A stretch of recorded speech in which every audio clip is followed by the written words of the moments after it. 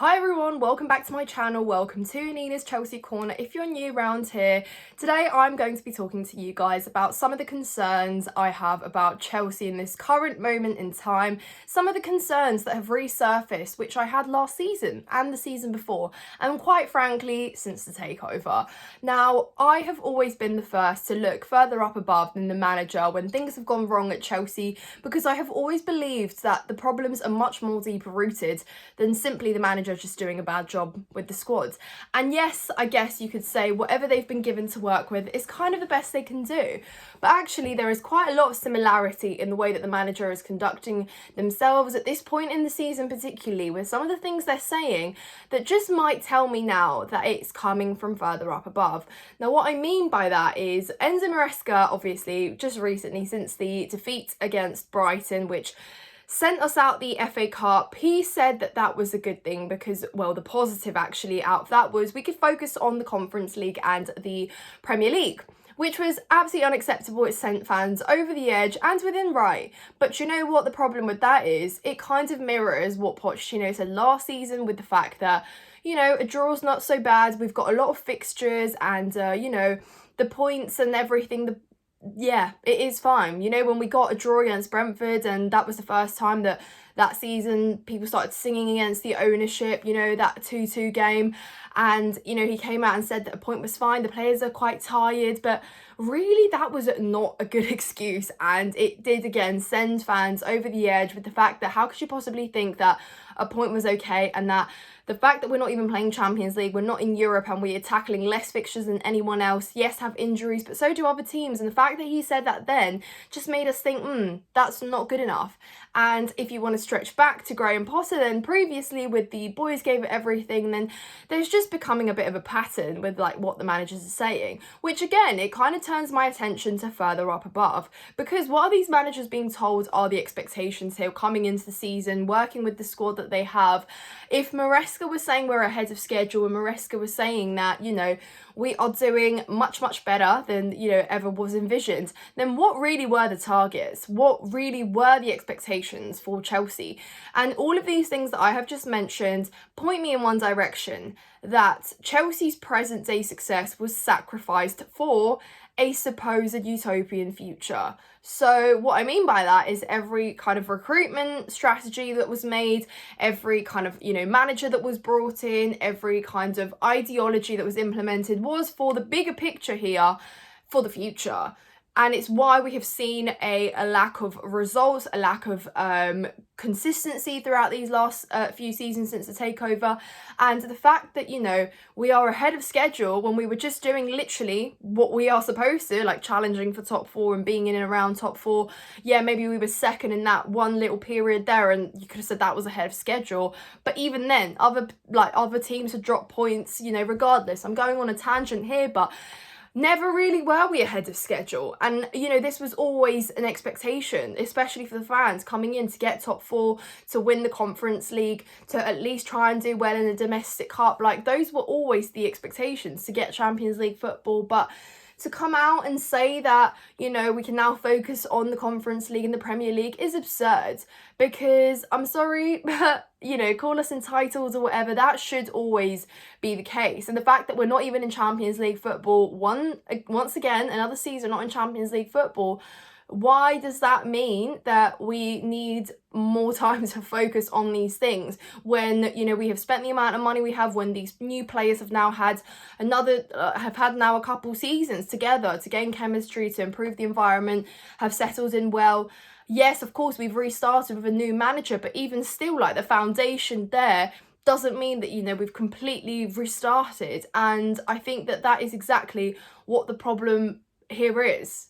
And it's just beyond me. And like Frank Lampard, there's an interview where he once said, in a worse season, Chelsea should be finishing sixth, you know. And yes, last season we did, and that was a bad season. But I'm sorry, Top 4 is an absolute expectation. It definitely was this season. I don't know what Maresca was told, but yeah, anyway, going on a bit of a tangent here, but I think ultimately the problem is that every single time around this year, we kind of hit the same low. We kind of hit the same dip, and, you know, we started to question the manager and heads turn, but this time around, people are now a lot more certain that it is further up above.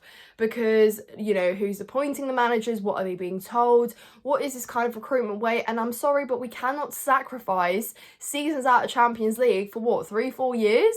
Just supposedly to challenge for the title in 5 or 6, let's say. And I'm not even sure if that is true. But I am just wondering here, what is the plan? And, you know, should we really be sitting here hitting our heads against the wall if this whole time the owners have completely different plans for Chelsea and we are really ahead of schedule, guys, apparently.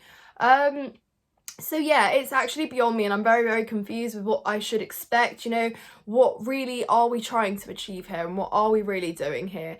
So yeah, I mean, I thought I'd kind of relax a little bit following that defeat, but I haven't. I think I still feel as disappointed, and more than anything with the lack of quality. And then to come out and to say, there is a positive, I'm so sorry. I don't see that as a positive, and frankly, I expect much, much better than that. So big motivation issues here, it seems, as well. And yeah, I think that I struggle to see moving forward how we kind of exit this dip, because again, now we do really have some injuries. Now we really do not have the squad depth we came into with the season. And you can look back in January and say, well, of course, with the window that we had, how can we have, you know, more depth? How can we have a better squad for the remainder of the season? You know, we've got to play Aston Villa next after we play Brighton again in the league. And you look at Aston Villa, you look at their game against Tottenham yesterday, 2-0 up, still fighting, still going for it, and then bringing off the likes of Rashford and Asensio off the bench, you know. And it's just the mere fact that we look at our bench and we think, well, who comes on and adds quality to this game right now? Who comes on and inspires you to a fight back and to a comeback? And it just really is as simple as that we have gone flat now as well, and we have given away and loaned out players that could have come on, strengthened the bench, done a little bit better, and all those things come to you look further up for it. So it is a bit concerning, guys, and I'm just not too sure. Like, for me, you know, I'm still going to be positive. I'm still going to choose to have belief about things, because it's just who I am as a person and as a fan. I always have positivity. A lot of you will call it false positivity, and a lot of you have been telling me, well, Nina, look. And I know, because last season, once again, I'd be the first to kind of talk about the owners and recruitment and the sporting directors, because I'm just not too sure what the plan is here. But everything here is telling me that we were building for a supposed future, not for the present day, because if we were, we would have addressed the key areas that we needed to this whole time. You know, in the last few windows, a striker, a experienced centre-back, you know, one that's not up and upcoming and, you know, is another what-if prospect, a goalkeeper, another midfielder maybe. And you look at all these things, and those are the areas that you address to move better in the present day and to achieve your objectives and to look more competitive now, especially when you've hit a dip in winter. So all of those things, and the fact that we have brought in so many what ifs and just won't bring in any experience for the life of us, that all tells me that, yeah, it is all looking for the future. And is that really just so we could challenge and build this amazing squad for the future? Well, I'm not too sure, because the squad building also has been a bit questionable, hasn't it?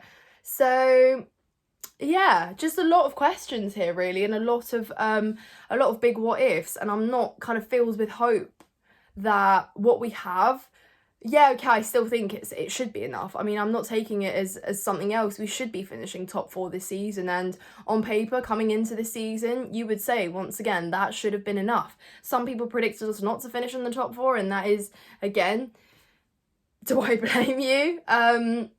But yeah, simply not good enough, guys. So I am a bit worried, but let me know what you guys think in the comments down below. I know a lot of you are absolutely angry with what you're seeing, and rightfully so. And you kind of ask yourself, well, how do these players get picked up from here on? Like, how do we find the motivation to go once again to the Amex on Friday and try and get a result there, when frankly all we've done now is given Brighton the confidence boost they needed following their 7-0 thrashing against Nottingham Forest. And yeah, they're probably looking at us and thinking, great, you know, good time for Chelsea to come back again. We've got some more damage to do. And then Aston Villa, like I said, and that's away from home too. So God help us then. But you just kind of have to believe, don't you? But I do struggle. Where does the motivation come from? We don't have the actual experienced players in the team that can will these players on when things are rough and things are low to kind of edge them on. And then you're looking to players like Nkunku, who you've considered for sale for the longest time, and you have made it crystal clear to him that he's not in your first team plans and he's not in your long-term plans here at Chelsea, yet you're starting him and you're hoping to get him to inspire you to win. It's just really not going to happen. So all these decisions, very, very questionable. And yeah, so in a bit of a pickle, guys. But when have we not been? I think it always is like the case that at some point with how things have been good, how good things have been, we have to hit a low and just remind ourselves that, yeah, things are not smooth sailing and there's always something around the corner with Chelsea. But yeah, anyways, I just wanted to vent that all out because it's been on my mind today. I tried to kind of, you know, think about it and maybe be a little bit more positive after I come out of my kind of anger bubble following the Brighton game. But I'm not, because frankly, again, much, much deeper rooted. So a big reaction will be needed, and I just dread to think what will happen if we go and lose to Brighton again this weekend. Hopefully not. But yeah, we'll talk about that one in a little bit more depth, guys. So thank you so much for watching. Hit the like button on this video if you haven't done so already, and subscribe if you're not a subscriber. Got to be here for each other, guys. As it says in my description, hop on board so we can follow this process. Well, we've been following this process, and yeah, the process is still yet to process. So yeah, let's leave it at that. Thank you so much, guys. Have a good Monday. Take care of yourselves, and I will see you in the next one.